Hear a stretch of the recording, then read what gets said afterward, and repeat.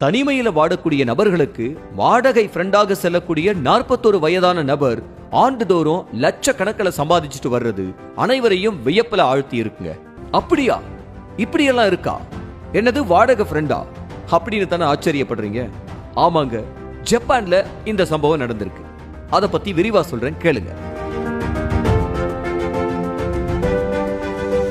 என்னதான் டெக்னாலஜி வளர்ச்சி அதிக சம்பளம் அப்படின்னு பேசினா கூட இப்பெல்லாம் பெரும்பாலானோர் தனிமையில இருக்கிறதாவே உணர்றாங்க. அது உண்மைதானே?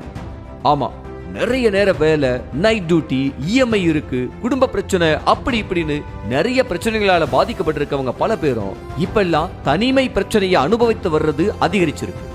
இந்த நிலையில தான், அதாவது வாடகை கார், வாடகை பைக், அந்த மாதிரி தனிமையில இருக்கக்கூடிய நபர்களுக்கு ஆதரவா ஜப்பான்ல இருக்கக்கூடிய ஒரு இளைஞர் நண்பரா, அதாவது ஃப்ரெண்டா வாடகைக்கு போயிட்டு வர தகவல் வெளியாயிருக்கு.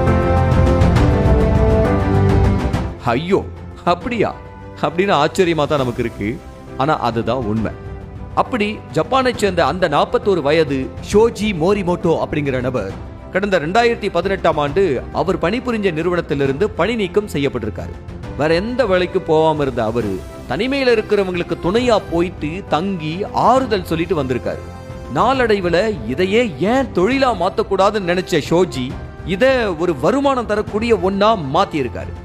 ஆமா, ஆண்டுக்கு 80,000 அமெரிக்க டாலர்கள், அதாவது இந்திய மதிப்புப்படி பார்த்தோம்னா சுமாரா 69 லட்சம் ரூபாய் வரைக்கும் சம்பாதிச்சுட்டு வந்திருக்காரு. ஐயோ, இவ்வளவு சம்பாதிக்க முடியுமா? ஆமாங்க, தனிமையில இருக்கக்கூடியவங்களுக்கு உரையாடக்கூடிய நபராகவும் ஃப்ரெண்ட்ஷிப் எதிர்பார்க்கிறவங்களுக்கு ஒரு வாடகை ஃப்ரெண்டாவும் செல்லக்கூடிய பணியில ஈடுபட்டு இந்த அளவுக்கு வருமானத்தை அவர் சம்பாதிச்சுட்டு வந்திருக்காரு.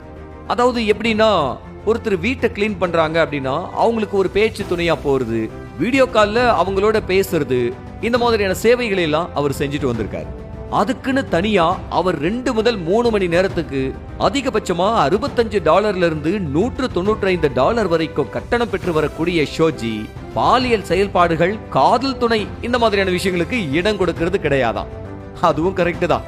அதுல நிறைய வம்பு வரக்கூடிய வாய்ப்பு இருக்கும்ல. ரொம்ப உஷாரான ஆளா தான் இருக்கார் போல. எது எப்படியோ இப்பெல்லாம் காலமே நிறைய மாறிக்கிட்டே இருக்குங்க.